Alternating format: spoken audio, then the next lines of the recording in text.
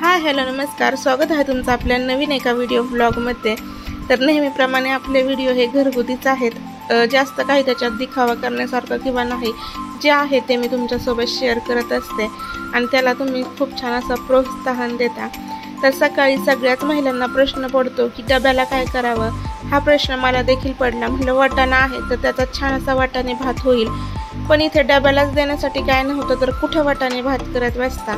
म्हटलं वाटाण्याची सुक्की भाजीच करून घेऊयात।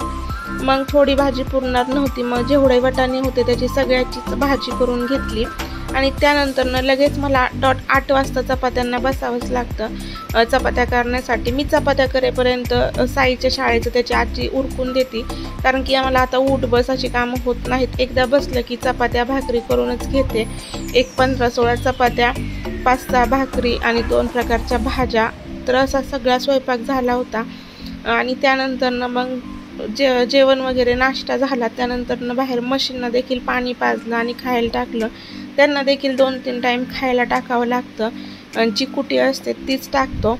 आणि अचानक घरी मासे आणले होते, तर हे बरेचसे मासे होते आणि ते साफ करायचे। तर मला तर काही मासे खायचे नव्हते आणि मी संध्याकाळी हळदी कुंकवाचा देखील कार्यक्रम ठेवला होता, पण हे मासे सुद्धा आणले आणि महिलांना देखील मी आदल्या दिवशी सांगितलं होतं की उद्या हळदी कुंकवाचा कार्यक्रम आहे। मग पहिल्यांदाच असं झालं असेल की नॉनव्हेज आणि हळदी कुंकवाचा कार्यक्रम एकाच दिवशी केला।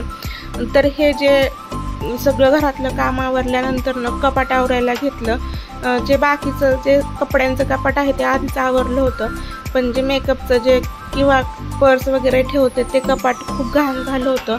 साईच्या शाळेच्या वस्तू, वह्या ते देखील मला नीट ठेवायचं होतं, तर ते आवरून घेतलं। मला लग्नाच्या आधीपासूनच हौस आहे की कुठं बाहेर गेलं की बऱ्याचशा अशा वस्तू घ्यायची, नेल पेंट, लिपस्टिक किंवा कानातलं गळ्यातलं असं घ्यायचं, पण लग्न झाल्यानंतर आठवत नाही की त्याचा वापर मी कधी कंटिन्यूस असा केला असेल। शेवटचा आठवत देखील नाही की मी नेल पेंट कधी लावली होती।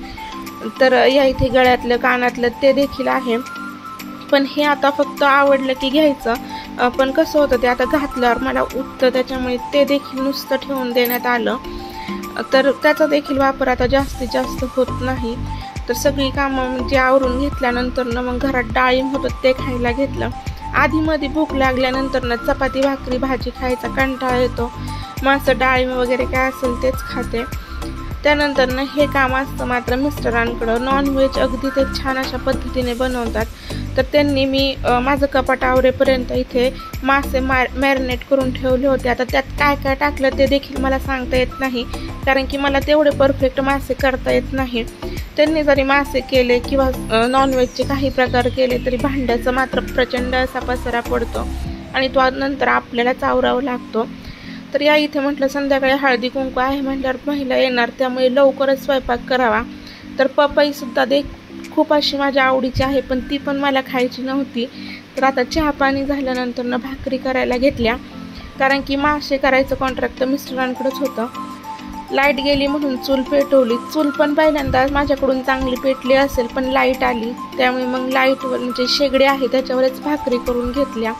मी भाकरी करेपर्यंत इकडं मिस्टरांनी जे मासे होते ते सुद्धा फ्राय केले आणि माशाचा जो रस्सा आहे तो सुद्धा करून घेतला।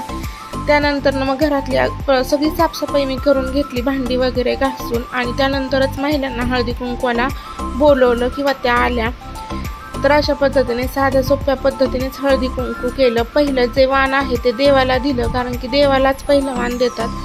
दिवाबत्ती वगैरे केली आणि देवाला वाण दिलं। त्यानंतर अगदी मोजक्याच म्हणजे ज्या वस्तीतल्या जेवढ्या लेडीज आहेत तेवढ्याच येतात, लांबून लांबून कोणी जास्त सांगितलं तर येत नाही। तर असा सिंपलसा आमचा हळदी कुंकवाचा कार्यक्रम पार पडला आणि दुसऱ्या दिवशी पहाटेच मिस्टर आणि सासूबाई काळूबाईला दर्शनासाठी गेले होते। तर इथून साधारणतः 2, 2.5-3 तास लागतात काळूबाईला जाण्यासाठी। तर गेल्याच वर्षी आमची काळूबाईला बकऱ्याची यात्रा होती, त्या व्हिडिओची लिंक मी याच्या डिस्क्रिप्शन बॉक्समध्ये देईल, तो व्हिडिओ सुद्धा तुम्ही नक्की पहा। तर वार देखील बुधवार होता, त्याच्यामुळे एवढी गर्दी नव्हती। म्हणजे गर्दी असली तरी बरेचसे लोक सकाळी एवढ्या कोणी येत नाहीत आणि हे अगदी 7:30-8 वाजताच तिथे पोहोचले होते। त्यामुळे तरी देखील बरीचशी अशी गर्दी कमी होती, कारण की दुपारनंतर गर्दीला अशी सुरुवात होते. तर बऱ्याचशा देवी तिथं आल्या होत्या. आता पौष पौर्णिमेला एवढं करून जास्त कोणी जात नाही, नंतरून जातात, कारण की 2005-06 साली जी घटना घडली होती त्यामुळे आता त्या दिवशी तर जास्त करून कोणी जातच नाहीत, नंतरून दर्शनाला जातात. पण आमची जी माहेरची देवी आहेत ती आम्ही दरवर्षी पौष पौर्णिमेलाच तिथे दर्शनासाठी नेतो. तर त्यावेळेस जी काही घटना झाली होती मी मागच्या वर्षीचा जो व्हिडिओ आहे तिथे सांगितलेली आहे. जर कोणी नवीन सबस्क्रायबर असतील तर नक्कीच तो व्हिडिओ पहा.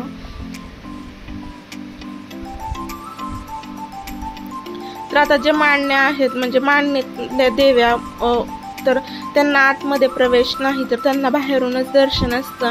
आणि ज्या फक्त आपण ताटात देव्या नेतो त्यांनाच आतमध्ये दर्शन. तर त्यांचं छान असं दर्शन झालं होतं, लवकर सुद्धा गेले होते.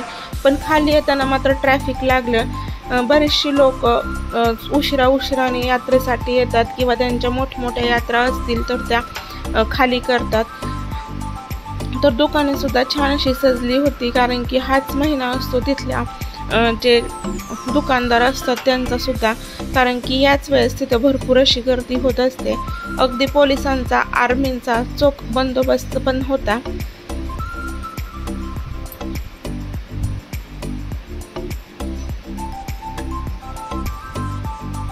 तर छान अशी हारा फुलांची दुकानं किंवा मिठाईचे वेगवेगळ्या प्रकारचे जे दुकानं आहेत ती देखील सजलेली होती.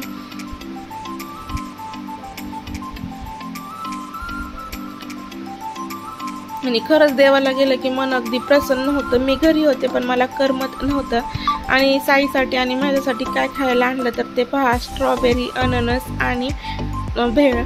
तर असा हा आजचा छोटासाच व्हिडिओ होता. तुम्हाला जर व्हिडिओ आवडत असतील तर व्हिडिओ आपले नक्कीच सबस्क्राईब करा, लाईक करा आणि शेअर करायला मात्र विसरू नका. व्हिडिओ पाहिल्याबद्दल धन्यवाद.